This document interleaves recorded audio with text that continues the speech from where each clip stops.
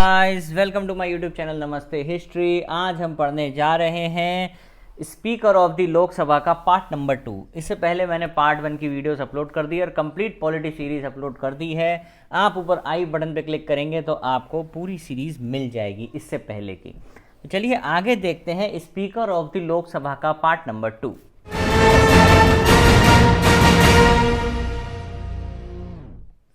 अब देखो, सबसे पहले यहाँ हम क्या बात करेंगे, हम बात करेंगे प्रोटम स्पीकर की। प्रोटम स्पीकर एक टर्म आती है। प्रोटम का मतलब होता है फॉर द टाइम बीइंग। पहली बात क्या होता है कि जब हमारी लोकसभा बन के आती है तो उस समय तो हमारा ना ही कोई स्पीकर होता है ना कोई डिप्टी स्पीकर होता है। तो एक सीनियर मोस्ट मेंबर को हम क्या कहते हैं, टेम्पररी स्पीकर बनाते हैं। फॉर द टाइम बीइंग उसे स्पीकर बनाते हैं till the election of the permanent speaker of the Lok Sabha. तो अब उससे पहले हमारे इस समय कौन है, वीरेंद्र कुमार है, 7 time MP from Tikamgarh in Madhya Pradesh, has been chosen as a pro tem speaker of the 17th Lok Sabha. तो अभी किसकी नाम याद रखेंगे, वीरेंद्र कुमार कौन बने थे हमारे प्रोटम स्पीकर कब, 17वीं लोकसभा के। इसका मतलब होता है टेम्पररी स्पीकर।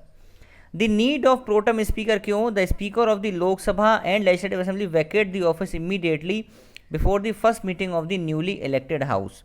ठीक है। तो और एक क्वेश्चन ये भी आता है कि प्रोटम स्पीकर को अपॉइंट कौन करता है, तो भैया याद रखना प्रेसिडेंट आपके सेंट्रल में और गवर्नर स्टेट में अपॉइंट करते हैं किसे, प्रोटम स्पीकर को। ठीक है। और सीनियर मोस्ट मेंबर को हम क्या बनाते हैं, प्रोटम स्पीकर बनाते हैं।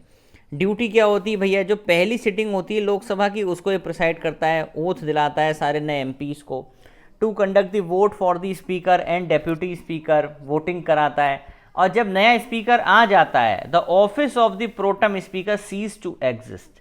जैसे ही नया स्पीकर आ गया, जैसे ही हमारे ओम बिरला जी आ गए, वैसे ही हमारा क्या हुआ, वीरेंद्र कुमार जी का ऑफिस खत्म हो गया, प्रोटम स्पीकर का ऑफिस खत्म हो गया। ये हमको याद रखना है। और लिखा ही also administer the floor test, उन्हें फ्लोर टेस्ट भी पास करना पड़ता है। तो ये प्रोटम स्पीकर के बारे में इंफॉर्मेशन थी। अब क्वेश्चंस आगे कभी कभी बहुत सारे क्वेश्चंस आते हैं कि भैया स्पीकर और डिप्टी स्पीकर का फंक्शन क्या है। तो भैया हम सब जानते हैं कि speaker of Lok Sabha is basically the head of the house, पता ही है। प्रिसाइड्स करता है सारी पार्लियामेंट की सिटिंग और उसकी वर्किंग को कंट्रोल करता है। The consultation has try to ensure the independence by charging the salary. अब इसकी जो सैलरी है वो कहाँ से चार्ज होती है, कंसोलिडेटेड फंड ऑफ इंडिया से चार्ज होती है।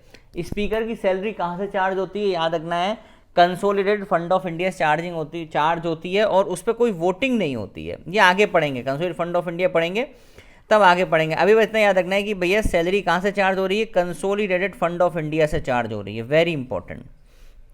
ठीक है। वाइल डिबेटिंग और during general discussion on a bill the member of the parliament have to address only to the speaker. ठीक। जब भी ज्वाइंट सिटिंग होगी दोनों हाउसेस की, ज्वाइंट सिटिंग अंडर आर्टिकल 108, जब भी ज्वाइंट सिटिंग होगी 108 में speaker of the Lok Sabha preside करेगा। Speaker of the Lok Sabha preside करेगा। अगर स्पीकर नहीं है तो डिप्टी स्पीकर, और डिप्टी स्पीकर नहीं है तो वाइस चेयरमैन। चेयरमैन राज्यसभा का कभी भी ज्वाइंट सिटिंग को प्रिसाइड नहीं करता है। ये बहुत ही इंपॉर्टेंट है कि भैया वो चेयरमैन जो भी होता है ना राज्यसभा का, वो कभी भी ज्वाइंट सिटिंग को प्रिसाइड नहीं करता है। और speaker of the Lok Sabha 6th position पे आता है in the order of precedence of government of India along with CJI। तो हमने एक टेबल ऑफ प्रेसिडेंस देखी थी लास्ट वीडियो में, इसलिए कह रहा हूँ लास्ट वीडियो जरूर देखना। टेबल ऑफ प्रेसिडेंस में हमने क्या देखा था कि भैया ये 6th पोजीशन पे आता है in the order of precedence of government of India. In the normal circumstances the speaker does not cast his vote over any matter in the Lok Sabha. जब स्पीकर होता है तो कभी भी वोट कास्ट नहीं करता। वो कब कास्ट करेगा, जब टाई हो जाएगा। लेकिन अगर जब वो कब वो करेगा, जब टाई होगा between the ruling party and the opposition. ठीक है। और एक बात और भी होती है, मान लो कोई ऐसा प्रोसेस चल रहा है जिस समय हमें इसको हटाना है, स्पीकर को हटाना है, तो उस समय ये नॉर्मल MP की तरह फंक्शनिंग करेगा। ये हमें याद रखना है। ठीक है। The speaker has the power to adjourn और सस्पेंड द हाउस। स्पीकर को पावर है कि वो किसी भी हाउस को एडजर्न कर सकता है, सस्पेंड कर सकता है अगर कोरम नहीं आई। कोरम कितनी होती है नॉर्मली, 1/10। कोरम कितनी होती है, 1/10, मतलब 10% मेंबर प्रेजेंट होने चाहिए। The speaker ensure the discipline and decorum of the house, ये सबको पता ही है। ये बहुत इंपॉर्टेंट पॉइंट है। स्पीकर डिसाइड करता है whether a bill is a money bill और नॉट। ये ध्यान रखना है स्पीकर डिसाइड करता है कि बिल मनी बिल है या नहीं। अगर वो उसने गलत डिसाइड कर दिया तो नेशनल ऑनर एक्ट के तहत उसके अगेंस्ट में कार्रवाई भी हो सकती है under section 8K of the people of representation act. Speaker is the final and sole authority to allow different type of motion, जैसे no confidence motion, adjournment motion, censure motion, ये बहुत सारे मोशंस है जो हम आगे देखेंगे। तो ये सारी यही अलाउ करता है इस चीज़ के लिए।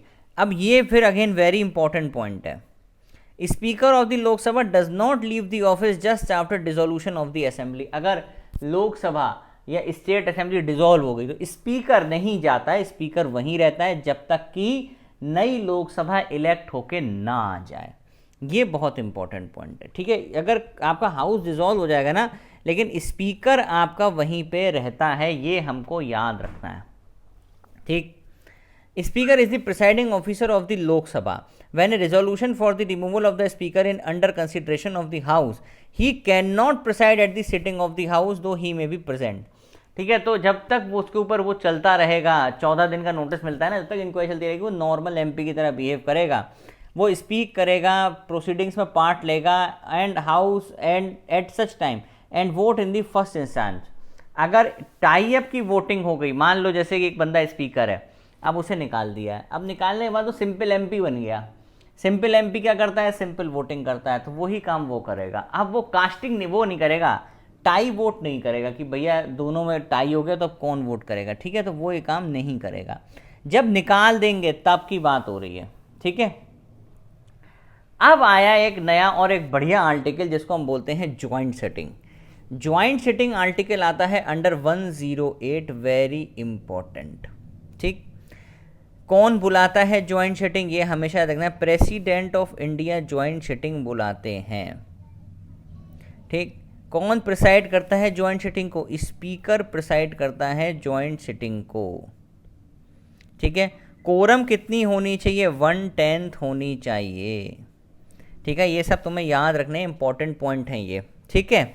और अगर हमारा प्रेसिडेंट, मान लो क्या हो गया, प्रेसिडेंट बीमार है, स्पीकर नहीं है, इवन देन डिप्टी स्पीकर भी नहीं है, तो उसके अलावा कौन बनेगा फिर, उसके अलावा चेयरमैन। तो भैया याद रखना उसके अलावा जो प्रिसाइडिंग ऑफिसर होगा ना, वो हमारा कौन होगा, वो होगा आपका, ये याद रखना है, डेप्यूटी चेयरमैन ऑफ राज्यसभा। अगर स्पीकर भी, मान लो आप एक बात देखिए, मान लो स्पीकर छुट्टी पे है, डेप्यूटी स्पीकर छुट्टी पे है, तो उसका चेयरमैन पे जाएंगे, लेकिन चेयरमैन कभी भी ज्वाइंट सिटिंग को प्रिसाइड नहीं करता, किसी भी हालत में नहीं करेगा। तो भैया कौन करेगा फिर, डिप्टी चेयरमैन करेगा। ये याद रखने वाला पॉइंट है, ठीक है। अब देखो, the secretary general shall issue a summon to each member, इसमें time and place for a joint sitting, time वगैरह सब बता दिया जाएगा। कोरम हमारी 1/10 होनी चाहिए। अब देखो लिखा भी है, article 108 of the Indian constitution provide for joint sitting of both the houses. The joint sitting of the parliament is called by the president. बुलाता कौन है, प्रेसिडेंट। प्रिसाइड करता है स्पीकर, अगर स्पीकर नहीं है तो डिप्टी स्पीकर, डिप्टी स्पीकर नहीं तो डिप्टी चेयरमैन। और देखो सेकंड पॉइंट बहुत इंपॉर्टेंट है, chairman of Rajya Sabha does not preside over the joint sitting at any means और कॉस्ट, ठीक है।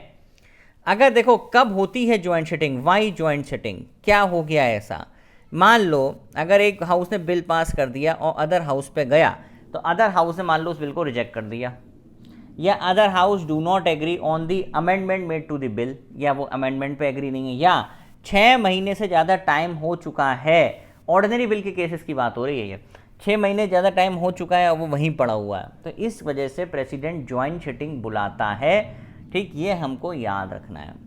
एक्सेप्शंस टू ज्वाइंट सिटिंग, कहाँ कहाँ ज्वाइंट सिटिंग नहीं होती है, एक तो भैया constitutional amendment bill under article 368, यहाँ ज्वाइंट सिटिंग बिल्कुल नहीं होती। मनी बिल अंडर आर्टिकल 110, यहाँ पे भी ज्वाइंट सिटिंग नहीं होती। कॉन्स्टिट्यूशनल अमेंडमेंट बिल में ज्वाइंट सिटिंग नहीं होती, मनी बिल में भी ज्वाइंट सिटिंग नहीं होती है, ये हमको याद रखना है, ठीक है। अब देखो 4 बार ज्वाइंट सिटिंग हो चुकी है, एक तो ड्रॉ, ये बहुत इंपॉर्टेंट है, ये आता है कि पहली ज्वाइंट सिटिंग किस में हुई थी, तो डाउरी प्रोहिबिशन एक्ट 1961 के तहत हमारी पहली ज्वाइंट सिटिंग हुई थी, डाउरी प्रोहिबिशन एक्ट 1961।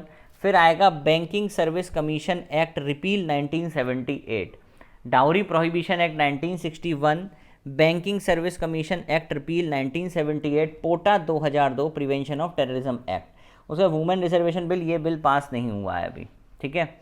तो ये आप 3 याद रखो, इसका ऑर्डर भी कभी कभी लगाने को आ जाता है अच्छे लेवल पे जब क्वेश्चंस आएंगे।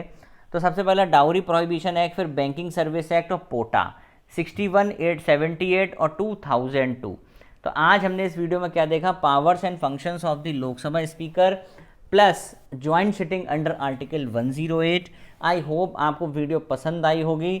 Do like, share and subscribe my channel and thank you very much.